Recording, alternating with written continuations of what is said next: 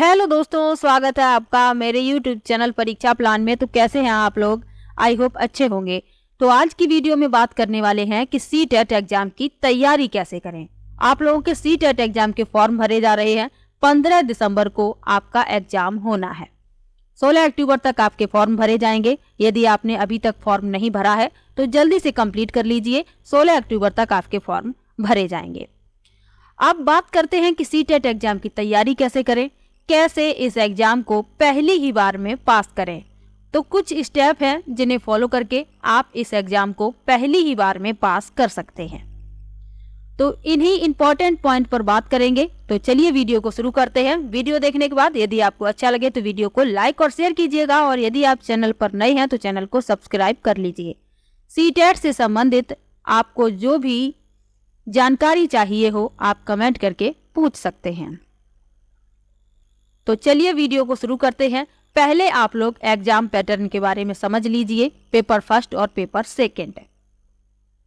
Paper first जो होता है ये प्राइमरी के लिए होता है 1 से लेकर 5 तक। यदि आप ये क्वालिफाई करते हैं तो आप यदि भविष्य में टीचर बनेंगे तो आप प्राइमरी के लिए टीचर बनेंगे। अब इसमें बात कर लेते हैं। CDP आता है आपका, EVS आता है, मैथमेटिक्स आता है, लैंग्वेज फर्स्ट और language second. CDP, EVS, mathematics ये कंपलसरी होता है, ये सभी को सॉल्व करना होता है। लैंग्वेज फर्स्ट और लैंग्वेज सेकंड ये आप अपने हिसाब से रखते हैं कि आपको लैंग्वेज फर्स्ट में कौन सी लैंग्वेज रखनी है। 3 लैंग्वेज उसमें होती हैं ऑप्शन में, इंग्लिश होती है, हिंदी होती है, संस्कृत होती है। आप इनमें से कोई भी लैंग्वेज फर्स्ट में रख सकते हैं। यदि आप लैंग्वेज फर्स्ट में हिंदी रखते हैं,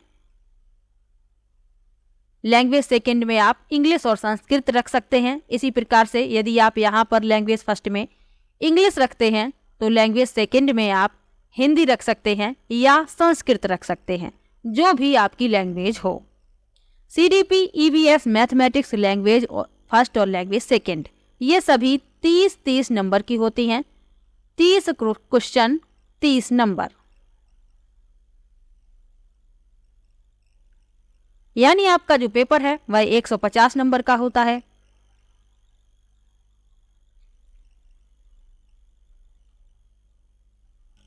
अब आपको पास करने के लिए कितने नंबर चाहिए? SC, ST, OBC इन सबको पास होने के लिए 82 मार्क्स चाहिए होते हैं। यानी 150 में से यदि ये 82 नंबर ले आते हैं तो ये CTET एग्जाम को क्लियर कर लेते हैं। और जो जनरल वाले होते हैं इन्हें एग्जाम को क्लियर करने के लिए 90 नंबर चाहिए होते हैं, यानी 90 150 में से। तो SC, ST, OBC को 82 और जनरल वालों को 90 नंबर चाहिए CTET एग्जाम को क्लियर करने के लिए।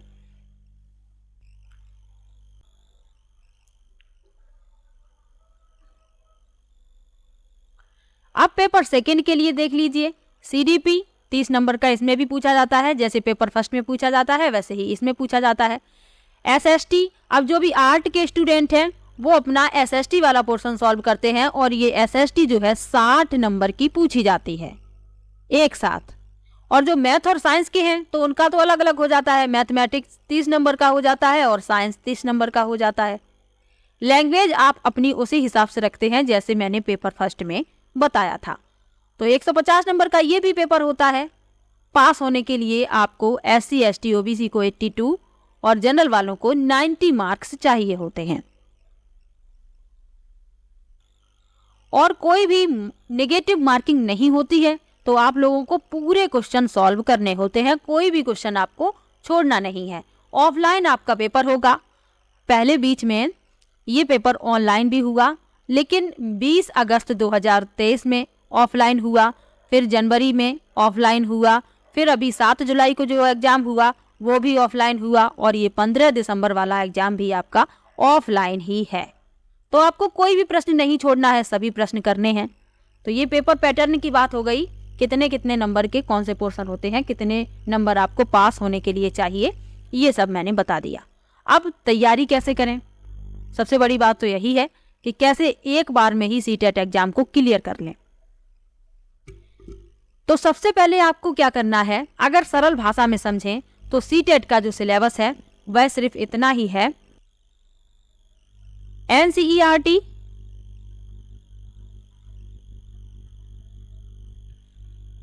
आपका जो सिलेबस दिया गया है वो, और पीवाईक्यू यानी प्रीवियस ईयर क्वेश्चन, इतना ही आपका सिलेबस है अगर सरल भाषा में समझें। इतना यदि आप क्लियर कर लेते हैं, आसानी से आपका एग्जाम पास हो जाएगा। अब आपको करना क्या है, सबसे पहले यदि आपको सीडीपी टफ लगता है या मैथ लगता है या ईवीएस लगता है या लैंग्वेज लगती है, तो आप वहीं से शुरुआत कीजिए। यदि आपको बहुत कठिन सीडीपी लग रहा है तो आप क्या करें कि सीडीपी से शुरुआत करें। अब आपको क्वेश्चन समझने के लिए कि कैसे क्वेश्चन पूछे जाते हैं, इसके लिए क्या करना होगा, तो इसके लिए आपको प्रीवियस ईयर के पेपर पढ़ने होंगे। ये प्रीवियस ईयर के पेपर आपको बताएंगे कि प्रश्न किस हिसाब से पूछा जाता है, किस टॉपिक से ज़्यादा प्रश्न पूछे जाते हैं, कौन सा टॉपिक ऐसा है जिनसे हमेशा ही प्रश्न पूछे जाते हैं।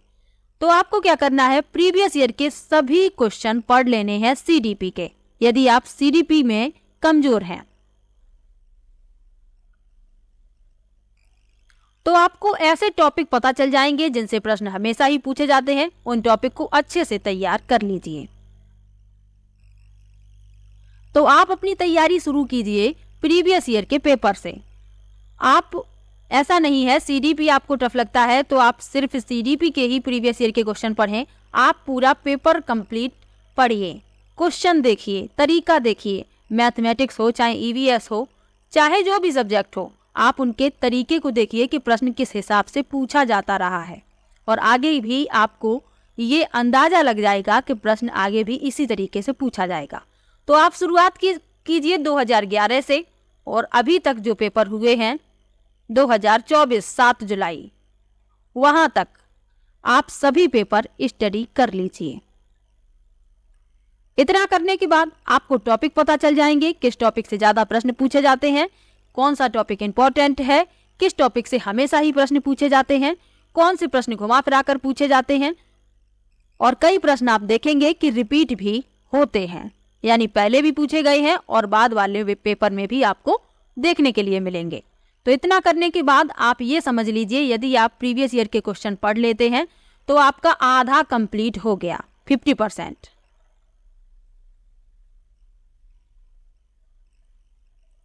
अब जैसे ईवीएस है और एसएसटी है और साइंस, इनके लिए आपको एनसीईआरटी पढ़ना पड़ेगा, क्योंकि क्वेश्चन जब आप प्रीवियस ईयर के देखेंगे तो आपको पता चल जाएगा कि सारे प्रश्न एनसीईआरटी बेस्ड हैं। खासकर एसएसटी वाले ये बात समझ लें कि उनका जो सिलेबस है बहुत ही ज़्यादा है। ज्योग्राफी भी पढ़नी है, हिस्ट्री भी पढ़नी है, पॉलिटी भी पढ़नी है और पेडागोजी भी पढ़नी है। तो आपको क्या करना है, एनसीईआरटी की जो क्लास 6 to 8 जो हिस्ट्री, ज्योग्राफी और पॉलिटी की बुक चलती है उनको कंप्लीट पढ़ डालिए। साइंस वाले भी एनसीईआरटी की बुक पढ़ सकते हैं, क्योंकि इन बुक की जो लैंग्वेज है वह बहुत ही अच्छी है। आप देखेंगे बहुत ही सरल भाषा में हर एक टॉपिक को समझाया गया है, क्योंकि बुक जो है बच्चों के हिसाब से बनाई गई है, और यदि आप उस बुक को पढ़ेंगे तो आपको टॉपिक आसानी से समझ में आ जाएंगे। ईवीएस वाले भी एनसीईआरटी को यदि देखें और क्वेश्चन मिलाएं तो वही क्वेश्चन आप एनसीईआरटी में देखेंगे, वही आप अपने सीटेट के एग्जाम में देखेंगे। तो आप ईवीएस के लिए भी एनसीईआरटी जरूर पढ़ें। इतना करने के बाद आपका सिलेबस अपने आप ही कंप्लीट हो जाएगा, क्योंकि सिलेबस में वही सब बताया गया है। यदि आप सिलेबस भी उठाकर देखेंगे तो वही सब टॉपिक आपको सिलेबस में मिलेंगे जो आप एनसीईआरटी से कंप्लीट करेंगे। अब क्या करना है, प्रीवियस ईयर के क्वेश्चन भी पढ़ लिए, एनसीईआरटी भी आपने अपनी कंप्लीट कर ली। अब क्या करना है, अब आपको प्रैक्टिस करनी है, क्योंकि प्रैक्टिस हमें ये बताती है कि आपने कितना सीखा, कितने गहरे पानी में आप हैं, कितना आपको आता है, ये आपको प्रैक्टिस से ही पता चलेगा।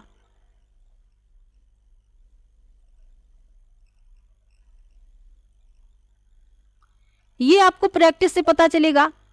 आप प्रैक्टिस करेंगे स्वयं से, स्वयं आपको जांचना है। आपको इतना करने के बाद ना आपको कोई कोचिंग लेने की आवश्यकता है, ये मैं सेल्फ स्टडी की ताकत बता रही हूँ। यदि आप इतना करते हैं तो आप सीटेट एग्जाम पहली बार में क्लियर कर जाएंगे। मैंने कभी भी कोई कोचिंग नहीं की। सीटेट का एग्जाम मैंने पेपर फर्स्ट और पेपर सेकंड दोनों सेल्फ स्टडी से ही क्लियर किया, और इसी तरीके से ही किया है जो मैं बता रही हूँ। अपना खुद का मैं एक्सपीरियंस बता रही हूँ आप लोगों को कि किस प्रकार से आपको पढ़ना है। मैंने सारे प्रीवियस ईयर के क्वेश्चन पढ़े, मैंने एनसीईआरटी कंप्लीट पढ़ी, उसके बाद मैंने प्रैक्टिस की। प्रैक्टिस, आप कोई भी प्रैक्टिस सेट खरीद लीजिए, उससे प्रैक्टिस कीजिएगा और अपने आप को जांचिएगा कि कितना आपको आता है। जो प्रश्न आपके गलत हो रहे हो तो उस प्रश्न को दोबारा से कंप्लीट कीजिए, और जिस टॉपिक से आपका प्रश्न गलत हो रहा है, यानी कि जैसे सीडीपी में आपने देखा कि जीन पियाजे के टॉपिक से प्रश्न आपने प्रैक्टिस में सॉल्व किया और वो प्रश्न आपका गलत हो गया, तो आपको क्या करना है, जीन पियाजे ने जो संज्ञानात्मक विकास की अवस्थाएं बताई हैं उस टॉपिक को पूरा पढ़ना है, क्योंकि यदि उस टॉपिक से आपके एग्जाम में प्रश्न पूछा जाए तो वो गलत होना नहीं चाहिए।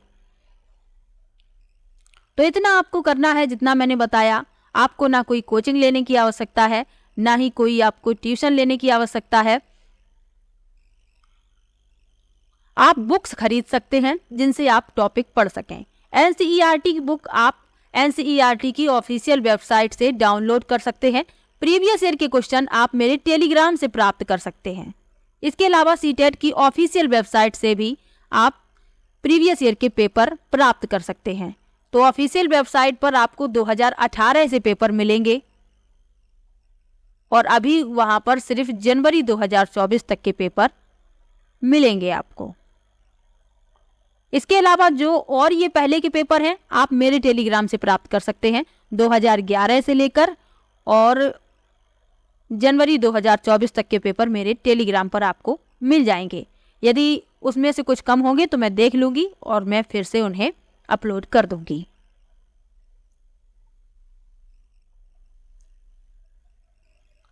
तो इतना आपको पढ़ना है जितना मैंने बताया। एक बार मैं फिर बता दूं, प्रीवियस ईयर पेपर,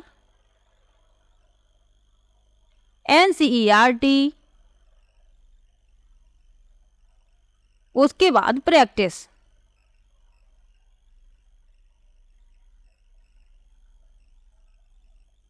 अभी आपके पास समय कितना है? समय है अभी आपके पास, आज आप देखेंगे कि 29 सितंबर है आज, यानी सितंबर खत्म ही है। ये मानकर चलिए कि सितंबर जो है खत्म ही है, कल 30 है, उसके बाद सितंबर खत्म। तो आप लोगों के पास है अक्टूबर, नवंबर,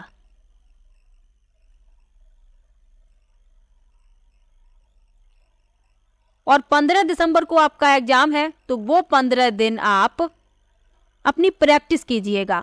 अक्टूबर और नवंबर में एनसीईआरटी प्रीवियस ईयर के पेपर सिलेबस आपको अपना कंप्लीट कर लेना है और बीच बीच में अपनी थोड़ी थोड़ी प्रैक्टिस भी करती रहनी है, ताकि आपको पता चल जाए कि कितना आप सीख रहे हैं, कितना आपका सही हो रहा है। और उसके बाद जो दिसंबर में आपको 14 दिन मिलेंगे, यानी 15 दिसंबर को तो आपका एग्जाम ही है। तो ये 2 हफ्ते जो आपको मिलेंगे, इनमें आप अपनी प्रैक्टिस कीजिएगा, अपने आप को जांचिएगा और रिलैक्स रहिएगा। घबराने की बिल्कुल भी आवश्यकता नहीं है। आप अपने ऊपर विश्वास रखिए, आप एग्जाम जरूर क्लियर कर ले जाएंगे।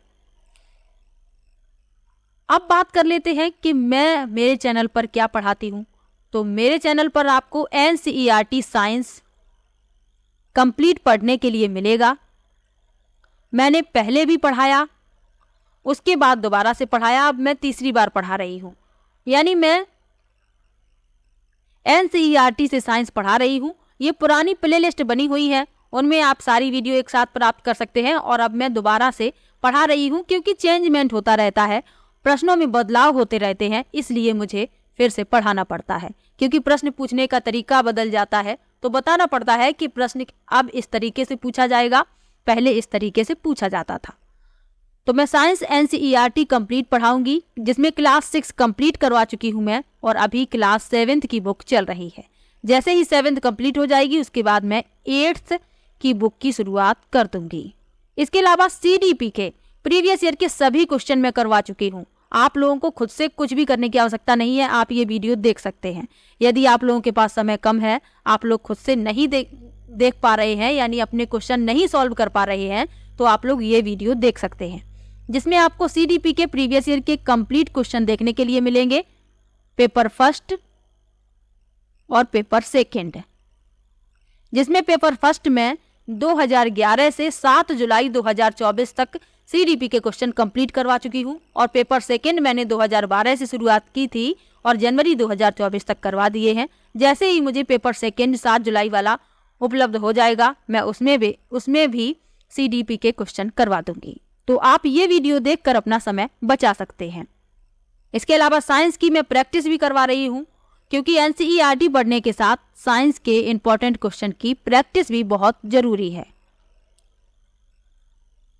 तो सुबह NCERT की वीडियो आती है और शाम को प्रैक्टिस की वीडियो आती है, तो आप लोग ये वीडियो देख सकते हैं। सभी वीडियो पड़ी हुई है, कोई चार्ज नहीं है, कोई फीस नहीं है, आप लोग फ्री में ये वीडियो देख सकते हैं, आपका समय बचेगा। ना ही कोई वीडियो मैं डिलीट करती हूँ, ना ही कोई वीडियो मैं प्राइवेट करती हूँ, सारी वीडियो पड़ी हुई है, आप लोग देख सकते हैं। इसके अलावा EVS की शुरुआत मैंने कर दी है, अभी एक ही वीडियो आई है और EVS को मैंने पहले भी हैंड रिटन नोट्स से पढ़ाया था, यानी मैंने खुद नोट्स बनाए NCERT से, ताकि आप लोगों को कम मेहनत करनी पड़े, आप लोगों का समय बच जाए। और मैंने उन नोट्स से आप लोगों को पढ़ाया और फिर वो नोट्स मैंने टेलीग्राम पर प्रोवाइड भी करवाए बिल्कुल फ्री में। इस बार भी मैं EVS को हैंड रिटन नोट्स से पढ़ा रही हूँ। नोट्स मैंने फिर से दोबारा से बनाए हैं, क्योंकि थोड़ा सा उनमें बदलाव करना पड़ता है। जो इम्पोर्टेंट टॉपिक हैं उनसे प्रश्न जिस तरीके से पूछे जाते हैं, इसलिए मैंने उनमें थोड़ा सा चेंजमेंट किया है। तो दोबारा से मैं EVS को हैंड रिटन नोट्स से पढ़ा रही हूँ और इस बार भी PDF में प्रोवाइड करवाऊंगी। बस आप लोगों का सपोर्ट चाहिए। वीडियो देखिए, वीडियो को शेयर कीजिए, इतना ही मैं चाहती हूँ। वीडियो को लाइक कीजिए, शेयर कीजिए और चैनल को सब्सक्राइब कीजिए, और कुछ भी नहीं मैं चाहती हूँ, बस आपको इतना ही करना है। तो साइंस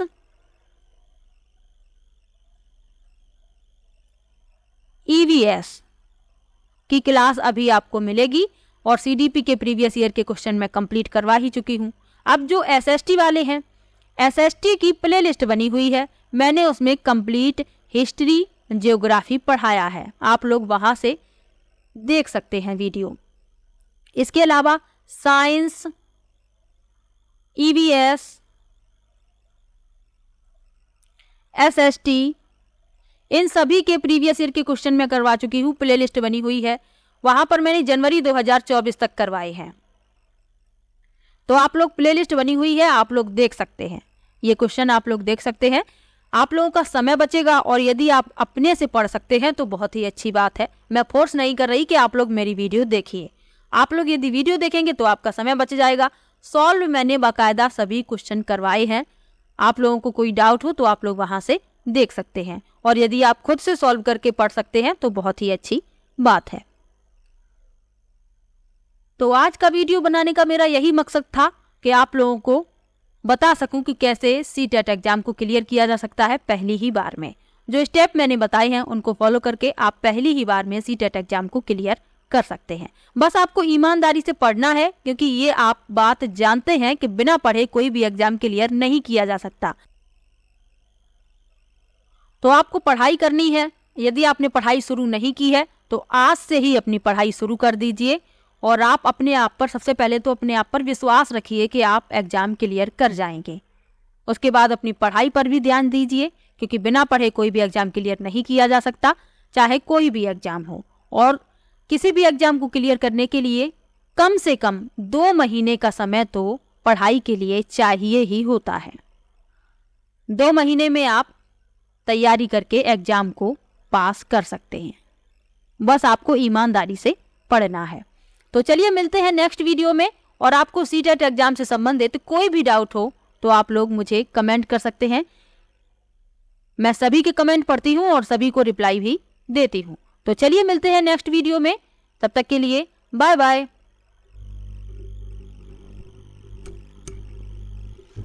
Everyone